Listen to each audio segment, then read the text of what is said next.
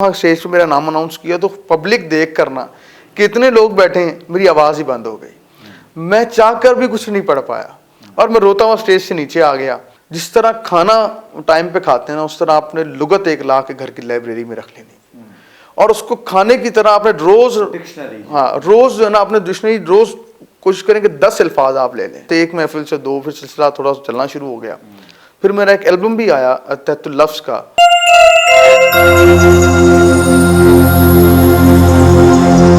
बिस्मिल्लाहिर्रहमानिर्रहीम। Website career कारवां से मैं हूँ खालिद इरशाद सूफ़ी। सेगमेंट है सक्सेस स्टोरी और हमारे साथ मेहमान शख्सियत हैं उभरते हुए नौजवान टीवी एंकर आरिफ तैयबी साहब। आरिफ तैयबी साहब की जो खसूसी बात है वो ये है कि इन्होंने बतौर नकीब अपने करियर का आगाज़ किया। शुरू में कुछ अरसनात भी पढ़ी और फिर टीवी एंकर के तौर पे आए, वहाँ भी मजहबी प्रोग्राम करते रहे और उसके बाद एक जनरल एंकर के तौर पे मुख्तलिफ मौज़ूआत पर, सोशल इश्यूज़ पर प्रोग्राम कर चुके हैं। अभी हाल ही में लाहौर रंग पर एक इंतहाई कामयाब अफ्तार ट्रांसमिशन की।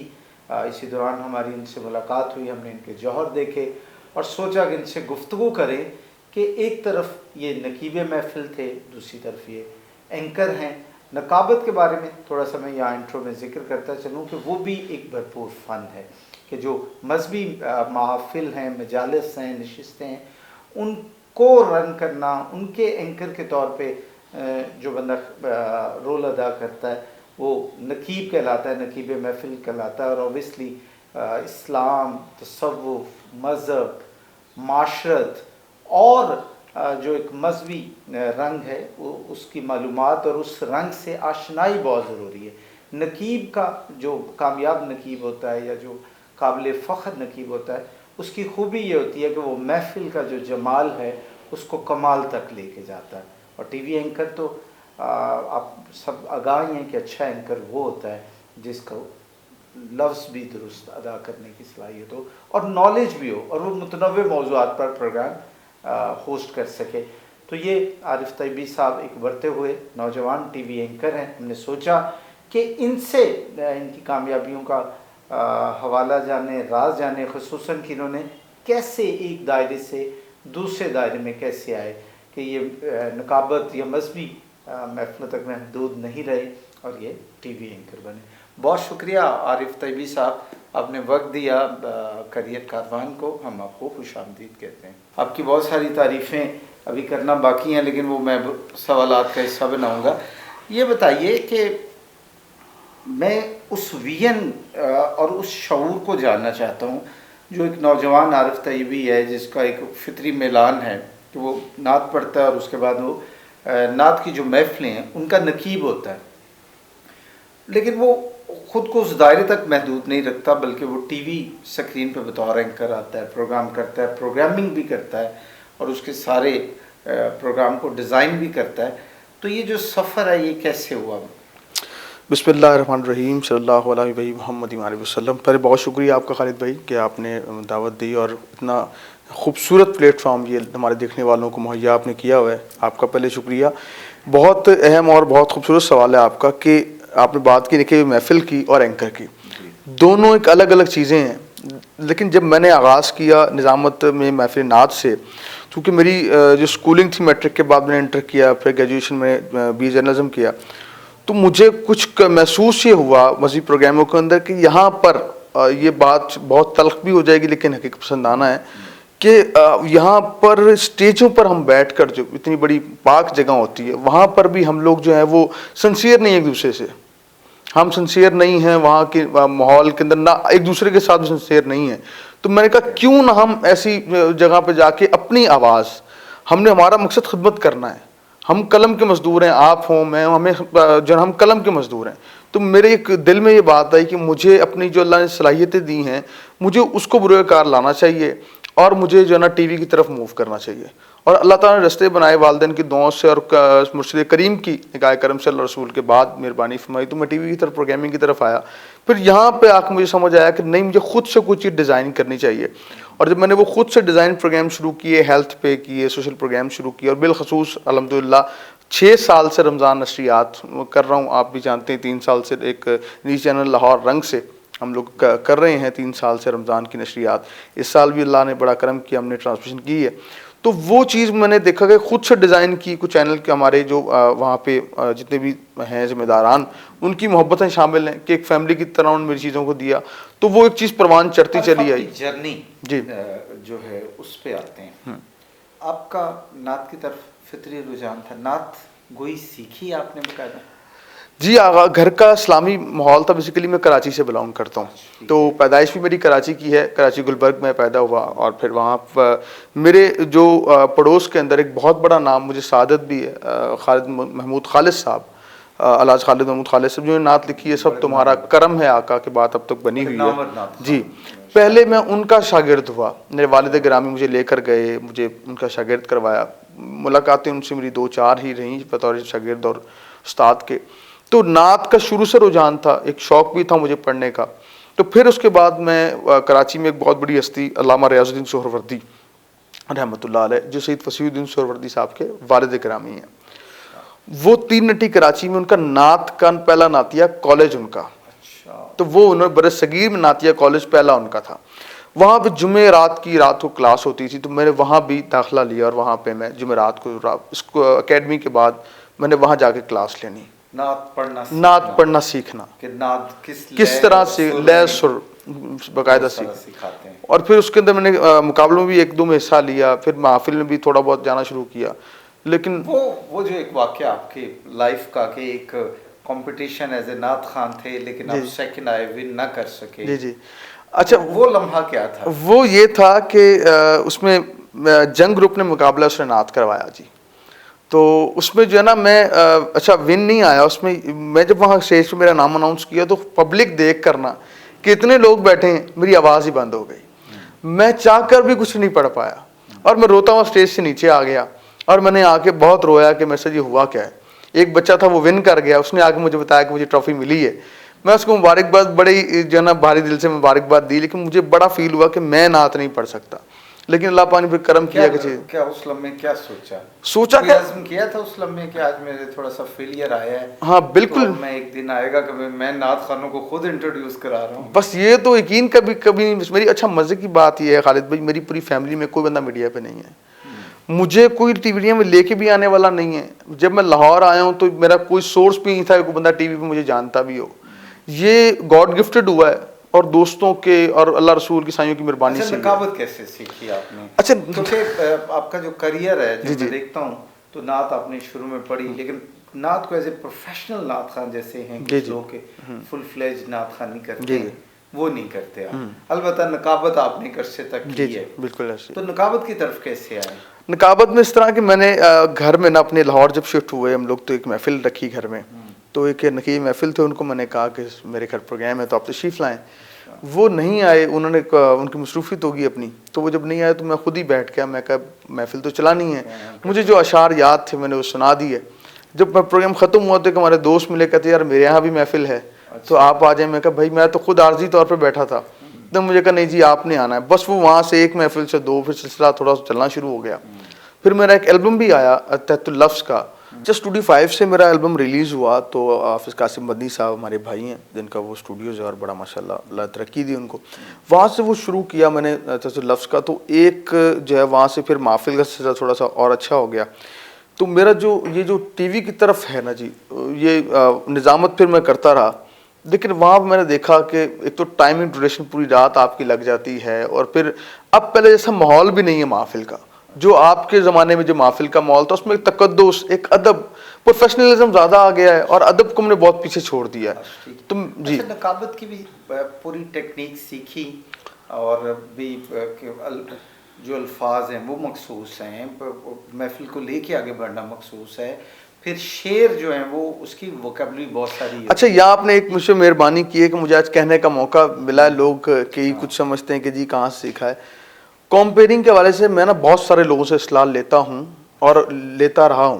تو اس میں پہلا نام ڈاکٹر جمیل راٹھور, ایک عالم ہے کراچی میں, بہت نام, اور میرے بھائیوں کی طرح, بڑے بھائیوں کی طرح, ان سے میں اصلاح لیتا رہا ہوں. اب بھی میں ان سے اصلاح لیتا ہوں. اس کے بعد تسلیم احمد صابری صاحب, آپ بھی جانتے ہیں, میں ان کا باقاعدہ شاگرد بھی, انہوں نے مجھے میں ان سے بھی چیزیں سیکھی ہیں. اور سر صفدر علی محسن صاحب, بہت خوبصورت نام ہے, بہت اچھا لب و لہجہ ہے. ان سے میں نے تلفظ کے بارے میں کہ اپنی, کیونکہ اس کے ہر چیز کے اپنے نا اصول ہوتے ہیں, اسلوب ہوتے ہیں.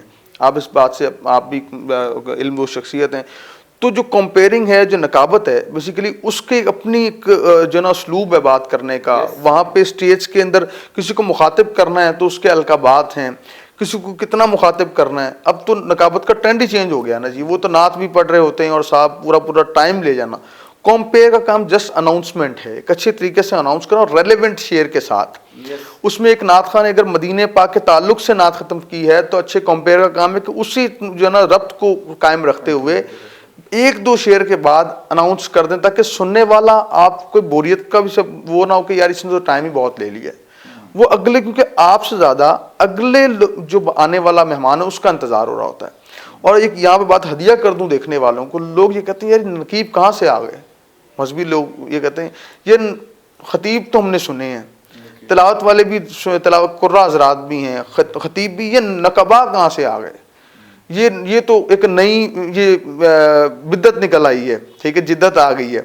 تو ان کے لیے بات بڑی اچھی ہدیہ کر دوں کہ جس طرح جناب کریم آقا صلی اللہ علیہ وسلم, میرے کریم آقا سے مجھے فرمایا کہ حسان کو بلاؤ, حسان کو بلایا جائے, اور حسان سے بلایا اگر کہا کہ حسان میری نعت پڑھو.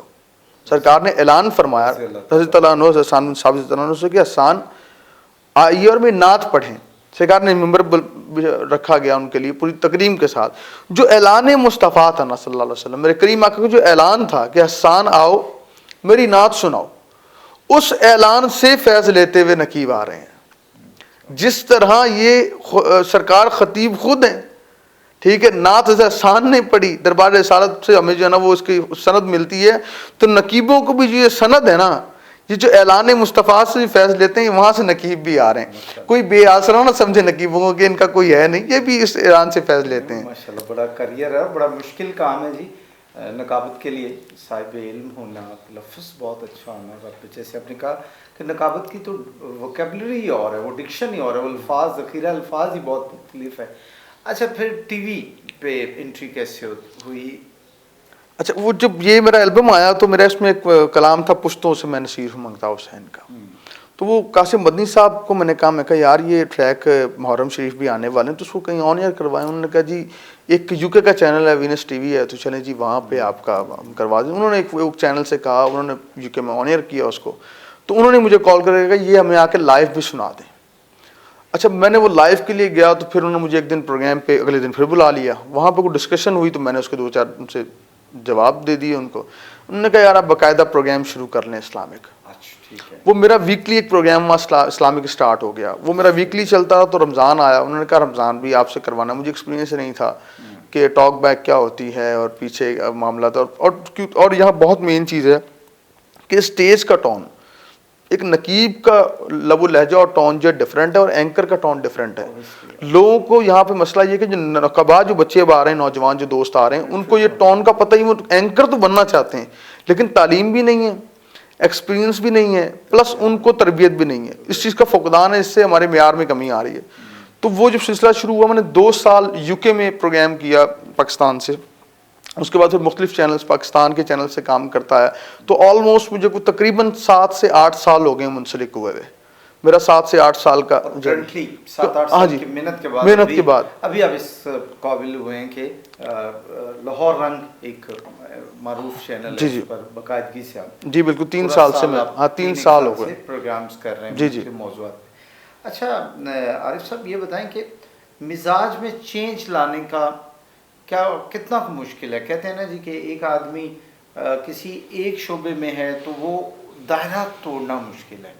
تو یوتھ جو نوجوان آپ کو سن رہے ہیں, میں آپ سے یہ جاننا چاہتا ہوں کہ آپ نے دائرے کیسے توڑے اپنے, یعنی آپ نقابت سے مذہبی پروگرام کے اینکر کے طور پہ آئے, پھر مذہبی پروگرام کے اینکر کا بھی دائرہ آپ نے توڑ کے ایک جنرل اینکر کے طور پہ اپنی پہچان بنائی.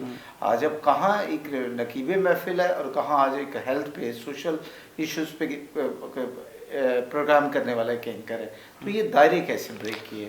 خالد بھائی, سب سے بڑی بات ہے کہ انسان اپنے آپ کو ہرا سکتا ہے اور اپنے آپ کو ہی خود ہی وہ کامیاب کر سکتا ہے. جب تک ہمارا نوجوان بساکیاں چھوڑ کر خود پہ نہیں بھروسہ کرے گا کہ میں یہ کام کر سکتا ہوں, تو نیا جہان تلاش نہیں کرے گا، اس کو نیا جہان نہیں ملے گا. میں نے دیکھا کہ جب میں لاہور میں آیا، جب کمپٹیشن تو ہر جگہ ہی ہوتا ہے، لیکن یہاں پہ کچھ یہ بھی ہوتا ہے، کراچی سے کوئی بندہ آیا ہو نا کوئی سے، تو وہ اس کو کسی اور ہی انداز سے لیتے ہیں. ٹھیک ہے، کچھ ہیں ایسے لوگ، لیکن لاہور والے بہت پیار کرتے ہیں، اس پہ کوئی شک نہیں ہے. لیکن کچھ ہمارے فیکٹرز معاملات ہیں. تو انہوں نے یہاں، میں نے دیکھا کہ یار یہاں تو لوگ سنسیئر ہی نہیں ہیں. یہ میں نے اپنے آپ سے عہد کیا کہ نہیں، مجھے ان سے کچھ آگے کرنا ہے. اور میں اب بھی کہتا ہوں کہ وہ جو دوست ہمارے محبت کرنے والے ہیں، کہ میرا اپنی ذات کے ساتھ مقابلہ تھا. جب خود سے مقابلہ شروع کریں گے نا، کہ میں نے اپنے آپ کو جتانا ہے، خود کو جیتنا ہے، خود کو ہرانا ہے، تو آپ کامیاب ہو سکتے ہیں. آپ جب یہ کہ میں نے کسی کو ہرانا، کامیاب کبھی نہیں ہو سکتے. مزاج بدلنے کے لیے اپنے روٹین بدلنا بہت ضروری ہے. آپ کو بڑی ایک ہمارے دوست بڑی اچھی بات کرتے ہیں کہ اگر کامیاب انسان بننا نا آپ نے، تو 24 گھنٹے میں سے 18 گھنٹے کام کرنا پڑے گا کامیاب انسان کے لیے. آپ بھی جانتے ہیں میڈیا کی فیلڈ، یہاں پہ راتیں جاگ کر گزرتی ہیں، دن کا بھی پتہ نہیں ہوتا.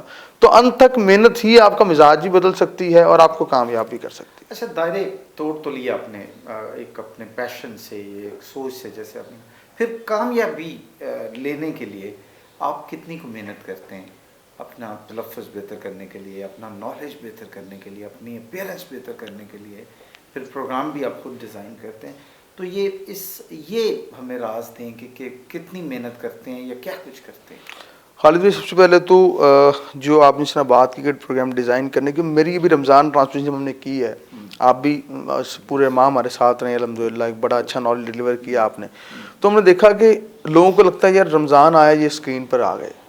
ہم 4 ماہ پہلے ورکنگ کر رہے تھے، پھر کووڈ کا ٹائم بھی گزرا، لاک ڈاؤن بھی، اس کی پوری پلاننگ ہوتی ہے، بھاگ دوڑ لگی ہوتی ہے، نہ رات کا پتہ ہوتا ہے نہ دن کا پتہ ہوتا ہے. سیگمنٹس بنانے کہ ہم نے کوئی ڈفرینٹ کرنا ہے، مزاج پیشوں سے آنے والے لوگوں کو انٹرویو. پھر آپ یہ دیکھیں کہ ایک طرف علماء حضرات بیٹھے ہوئے، ایک طرف نعت خواں، ایک طرف کسی فاؤنڈیشن کا شخص ہے، کوئی شعبے سے آیا ہوا ہے. تو سب کو ہم نے ایک پیرالل لے کے چلنا ہے. یہ جو لے کے چلنا یہ مشکل ہے، لائف میں سوئچ کرنا بڑا مشکل ہے، کی ٹون ایک دم سوئچ کرنا. اور 3 گھنٹے کی لائیو ٹرانسمیشن ایک مشکل ہو جاتی ہے نشریات کرنا.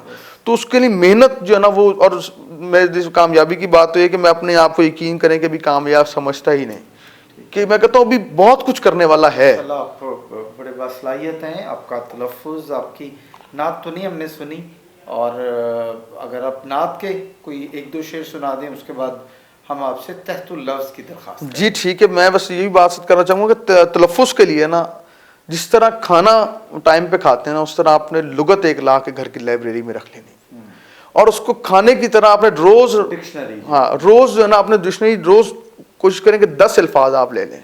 اچھا طیبی صاحب، آپ کی قطع کلامی ہو رہی ہے. اب تو اتنی آسانی آ گئی ہے کہ انگریزی یا اردو کا کوئی بھی تلفظ ہے، حتیٰ کہ باقی لینگویجز کا، تو گوگل پہ مل جاتا ہے. صرف آپ جسٹ لکھتے ہیں پروننسیشن، لفظ لکھیں، پروننسیشن لکھیں، تو وہ 2-3 ایکسنٹ مل جاتے ہیں. اور میں آپ کے توسط سے یہ بھی آپ کے دیکھنے والوں کو، اور جو جہاں تک دیکھا جائے گا پروگرام کی، یہ کہ اسلامک کانٹینٹ میں خدا رہا کبھی بھی گوگل سے آپ نے ریسرچ نہیں کرنی. ٹھیک ہے، اسلامک، یہ پتہ کی بات ہے آپ نے، کیونکہ اور خاص مولانا رومی رحمۃ اللہ علیہ کے بارے میں نے چیزیں پڑھی ہیں وہاں پہ. آپ مستند کو تب ان سے آپ رہنمائی لیں، ہاں اس کے علاوہ گوگل سے نہیں، اسلامک کانٹینٹ میں گوگل سے نہیں. میں یہ بات آپ کے توسط سے بڑی حیران کن ہوگی باقی میڈیا افسر والوں کے لیے کہ جو ریسرچ ہمیں کر کے دی جاتی ہے، آپ کو پتا ہے کہ کیو کارڈز ہمیں ملتے ہیں، وہ ریسرچر جو ہمارے وہاں بیٹھے ہوتے ہیں، میری کیونکہ اپنی ریسرچ بھی ساتھ شامل ہم رکھتے ہیں، ہماری ٹیم ساتھ میری کام کرتی ہے، لیکن وہ کئی موضوعات پہ آ کے وہ بلینک ہو جاتے ہیں کہ سر اس کی ریسرچ نہیں ملی. تو میں انہیں یہ کہتا ہوں گوگل سے نہیں ملی، تو وہ گوگل سے استفادہ کرتے ہیں، وہاں پہ معاملات خراب ہو جاتے ہیں. تو نوجوان کو کتاب سے جوڑنا جو ہے نا، یہ آپ کو بڑا سلام پیش کرتا ہوں کہ آپ نوجوانوں کو اس انٹرویو کے ذریعے کتاب سے بھی جوڑ دیتے ہیں. مجھے یہ بڑی خوش آئند بات لگی آپ سے. تو نعت کا صرف میں جو 1-8 شعر پیش کر دیتا ہوں، تو پھر انشاءاللہ تحت اللفظ کے جو ہے نا سرور صاحب کا ایک کلام ہے. دل الفت سرکار بسانے کے لیے ہے، جان آپ کی حرمت پہ لوٹانے کے لیے ہے. ہم امتی ان کے ہیں تو پھر کیوں رہے محروم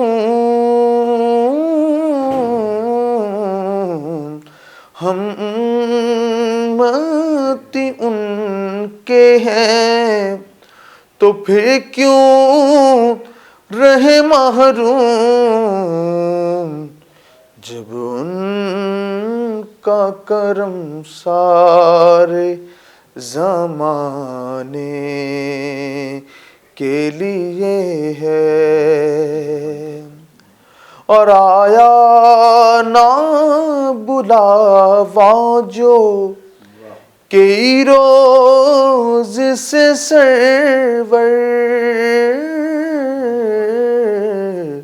آیا نہ بلاوا جو کئی روز سے سرور